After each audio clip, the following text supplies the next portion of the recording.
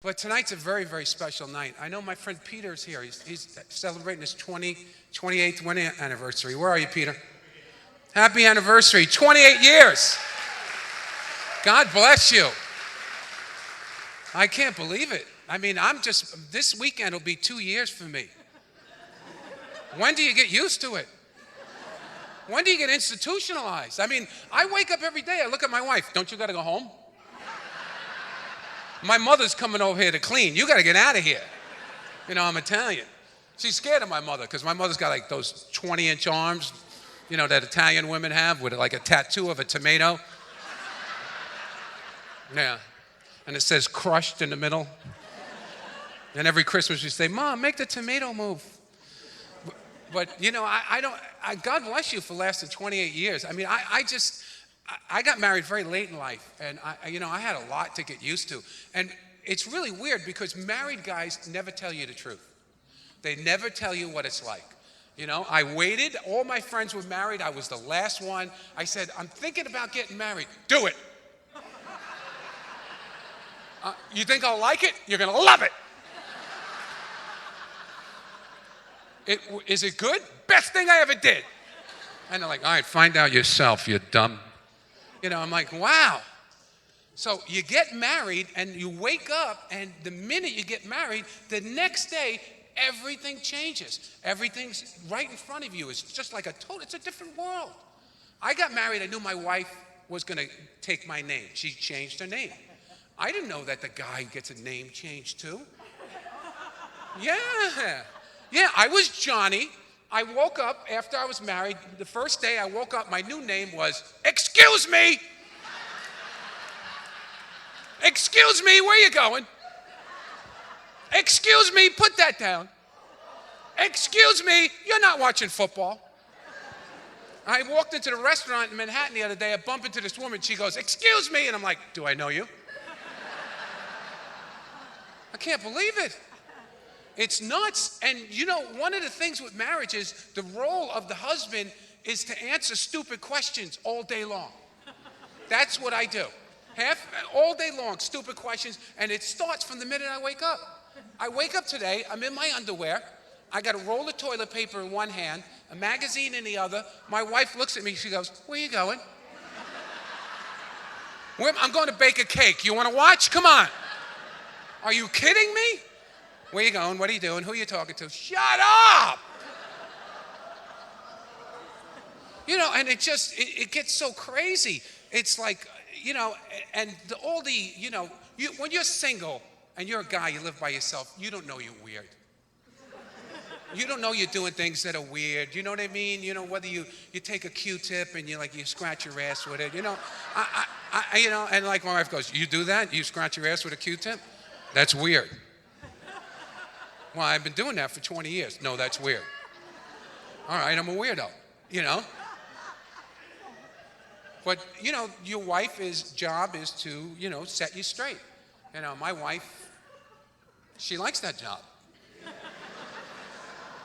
You know, today she's like, Johnny, you're too high maintenance. You're too high maintenance. She goes, you're too needy. I'm not your butler.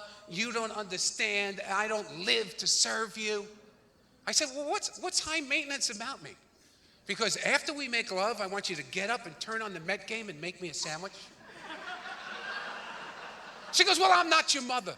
I said, look, I'll make you a deal. Every time I give you an orgasm, you make me a sandwich. So I lost 10 pounds, and I have to tell you, wouldn't recommend that diet to anybody. But participation is the key to marriage. You have to participate. You have to do things that you don't want to do. Like some of you, like coming to the theater tonight. You know what I mean? You know, you just got to go out. You got to do things. You got to participate to make the marriage work. It's not all about you. My wife comes home the other day. She's got a box of vitamins and drinks. And my wife is very enthusiastic. She goes, Johnny. She goes, I just came back from the vitamin store. She goes, we're going to do this new thing, you and I. We're going to go on a cleanse. I said, a cleanse? What are you talking about? Yeah, I seen it on Oprah. I got all the stuff. We're going to take these vitamins, drink these drinks. We're going to cleanse our colon. All the heavy metals are going to come out of our body. We're going to start this marriage fresh. I said, really?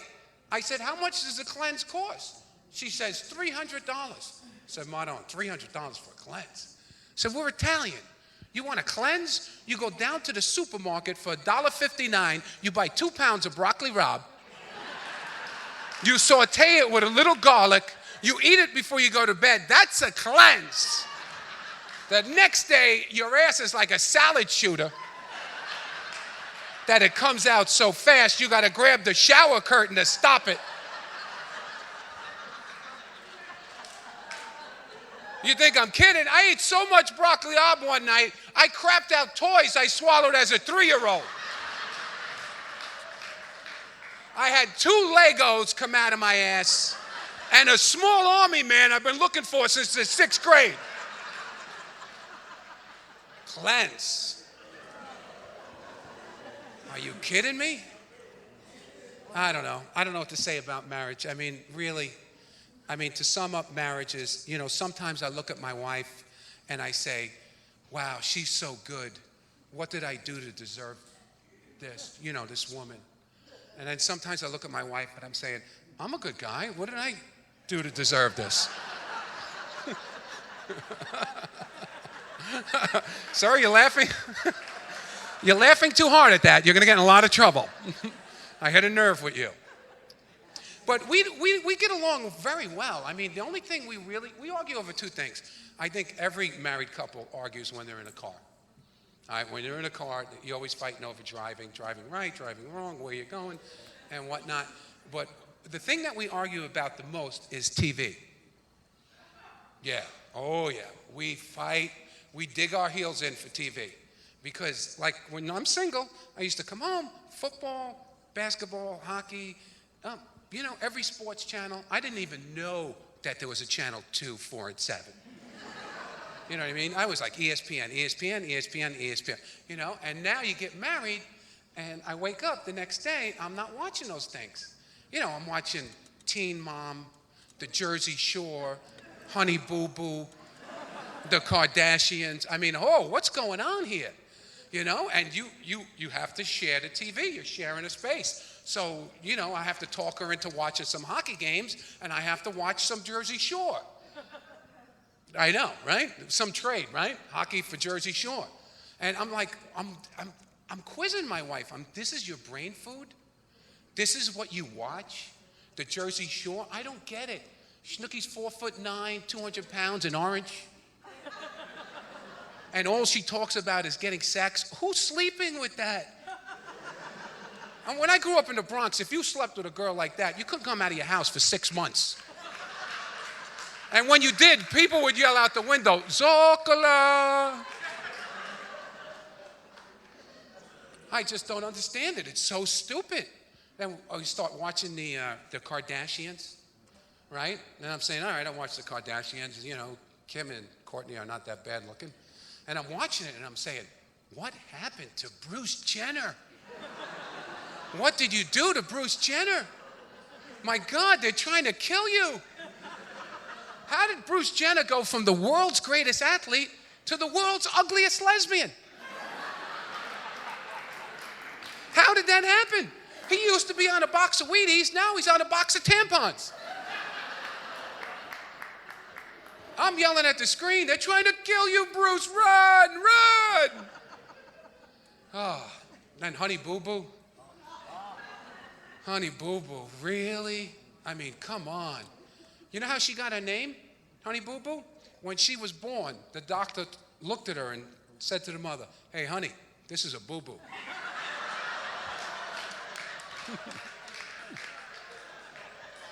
You'll be telling that joke at work on Monday.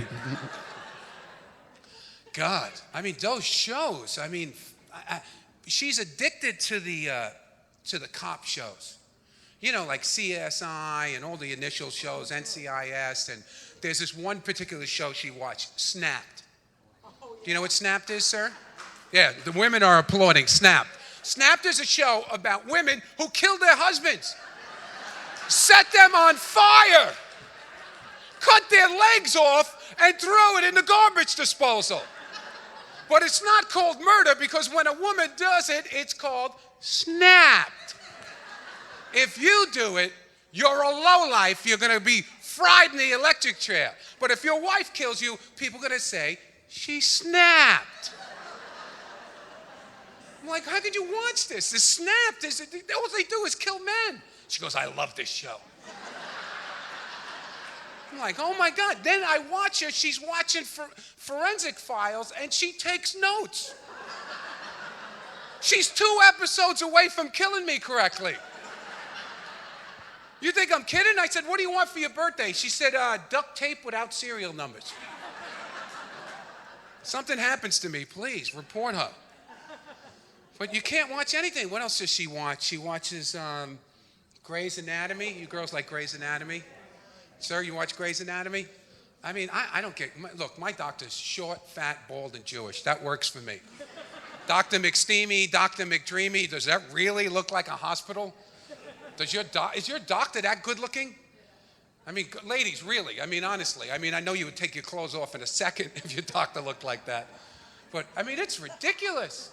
I mean, the drama in that hospital, it's so unrealistic. I'm watching this episode, and I said, let me watch it with my wife. And they're operating on this guy. This guy's getting a kidney transplant, okay? They take him to the operating room. He's under the anesthesia, right? He's ripped open. They're giving him a kidney transplant, and 2 doctors decide to break up. While you're on the operating table, ripped open, under anesthesia, I don't want to see you anymore. I don't want to see you. Get out of my house. Get out of kick your stuff. Here's your stupid kidney. Yeah, let me tell you something. I didn't know that happens. Next time you get operated on, check your doctor's Facebook status. And if it says it's complicated, get out of there now. Wow. What else? I mean, all the shows are just, I mean, they're horrible. The one show that I have the most trouble with is The Bachelorette. You like The Bachelorette? Kind of stupid, right? I mean, really. I mean, just the premise of the show. 25 guys, 1 girl. 25 guys, 1 girl. They had a name for a girl like that in my neighborhood. And it wasn't The Bachelorette. It was Slut! I mean, the first guy off the show is the winner. Think about it. He's like, all right, good night. Let me know what I smell like. Good night, guys. And the last guy, he's got to get down on one knee and go, will you marry me and give me all the STDs the other guys gave you? That's the way it is. I mean, you know, you can't win, you know. You got to give in. You got to do something that the wife wants. You got to please the wife. What's the saying, sir? Happy wife, happy life? I don't think it's working out for me. I just got to get more TVs, I think.